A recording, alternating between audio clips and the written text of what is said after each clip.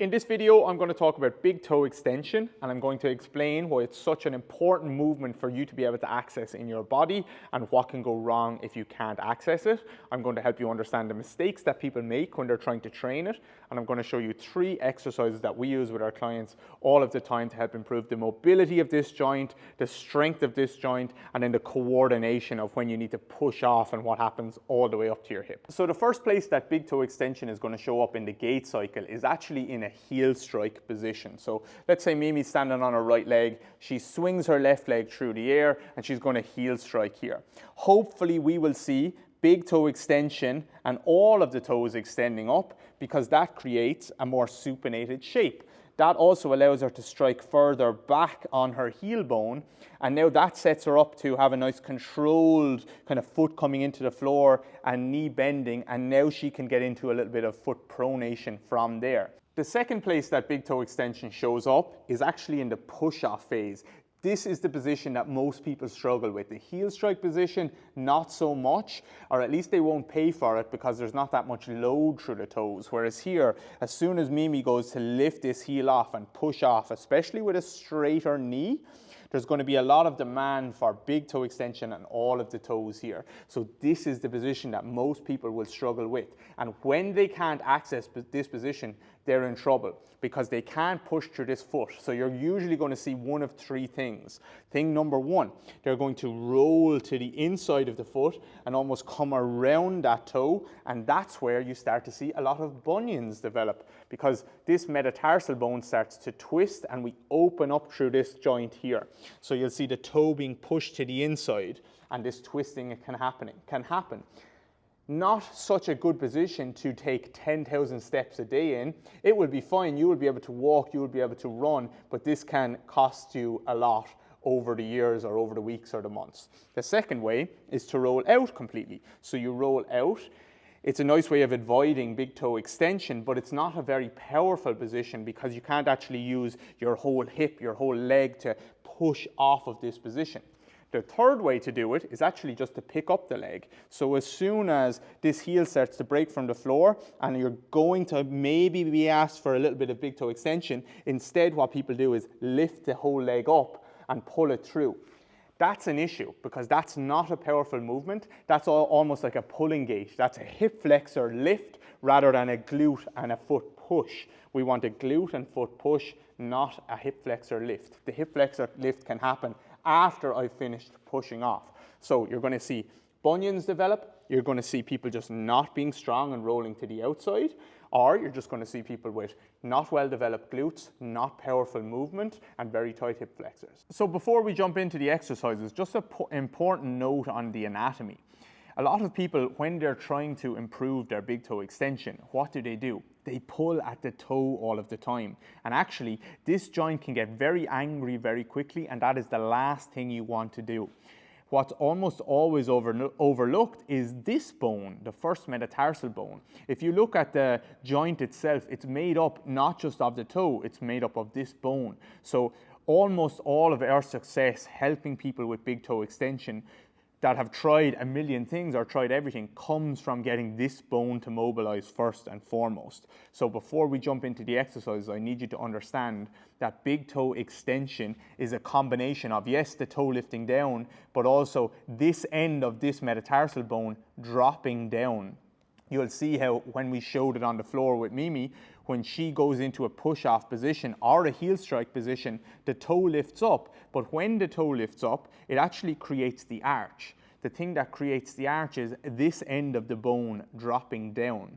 So what you should start to think about is, how can I get this end of this bone to drop down, this end of this bone to lift up, create the arch, and that will help me be much more successful in 1, either heel strike, 2, either push off in gait, or even just sitting down on my toes or going into lunge positions. So our first exercise is going to focus on particularly this bone. Everyone's going to try and want to use the toes. We're going to try and move from the metatarsal heads. So Mimi's going to try and pull her toes up. Then she's going to try and push her toes down.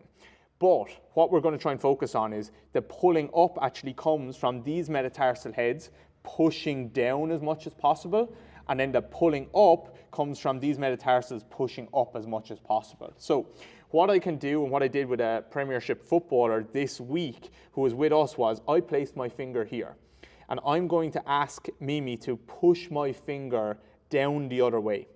Yeah, exactly. That will combine with her toes pulling up, but it's not just a toe exercise. From there, I want her to pull up, and I'm actually going to assist her a little bit. My finger is doing very little, it's just feedback. You don't need this. So she's moving from one to the other, and the focus is on getting these joints to drop down. She's not trying to pull up through the toes as hard as possible or crunch through the toes. I just want her to start to make the shape. And hopefully what you guys can start to see is that when she's in this shape here, she can create this arch. And then when she goes the other way, her foot gets much flatter. This, if you want to improve big toe extension, you need to improve how well the whole foot moves. Just pulling on the toe itself is a recipe for disaster. So first exercise, very simple, 10 to 20 reps. So once we've mobilized the metatarsals just kind of in a seated position, we're going to grab a wedge or a sock or something like that. You're going to pop it in under your big toe. If you're very limited through here, something smaller obviously will be better. And all Mimi is going to start to do is bring her knee forward and back, and she's going to get a little bit of a stretch through this toe. The important detail here is as you bring your knee forward, you can't let your heel come off the floor, because what we're trying to do is still get this metatarsal to move, and we're trying to share this joint movement out through, number one, the weight coming forward, which pushes the metatarsal bone down a little bit, and then the wedge pulling the toe up a little bit. Be very gentle with it, slowly start to come in and back out, and if you start to get a little bit more comfortable with this range, come a little bit more forward. And then to come back out, I want you to press your toe down into the wedge to kind of almost push yourself back out. So relax on the way in, let your knee and your weight coming forward do the work. On the way back out, really smash your big toe into the wedge to come out. And again, one more, weight comes in, you should see the arch starting to change a little bit, press through the big toe and back out. Okay, the third exercise, we're going to build a bit more strength. We're going to talk about this foot to glute connection, and it's something that you want to be a little bit more careful with if you're super limited, but maybe give it a try, just don't be too aggressive. So Mimi's going to set up with a rack, a door frame, a barbell, something that you can hold on to. Play around with the distance. So number one, she's going to take her heel off the floor here. Number two, she's sending her left leg back behind her. And number three, maybe she'll just show us the rep where she pushes forward, okay? As she pushes forward, she's going to end up in this toe extended, toe off type of position of gait that we're talking about, where she's used her glute and all her kind of leg muscles are on the back of her leg to push her hip forward. From there, she loads back in again, sends that leg back, so she's getting all this load. Her heel comes closer to the floor, and that's what allows her to then drive through. Pushes all the way through, and she ends up in this toe off position again. Can you show us maybe a position where you don't quite go like all the way up on the toe? So you just kind of let the ankle and the heel come off the floor a little bit. Perfect. So if you're someone who's struggling with toe extension, then just maybe move in and out nice and gentle. You can still use your butt. You can still use your hamstring, your calf, your ankle, but maybe you just don't go as high up on the toe every single time. Really important to not fall out or in or anything like that. If you're happy with this, Mimi will go for maybe 3 reps for us. She loads in, she drives out of there a bit faster, she loads in, she drives out.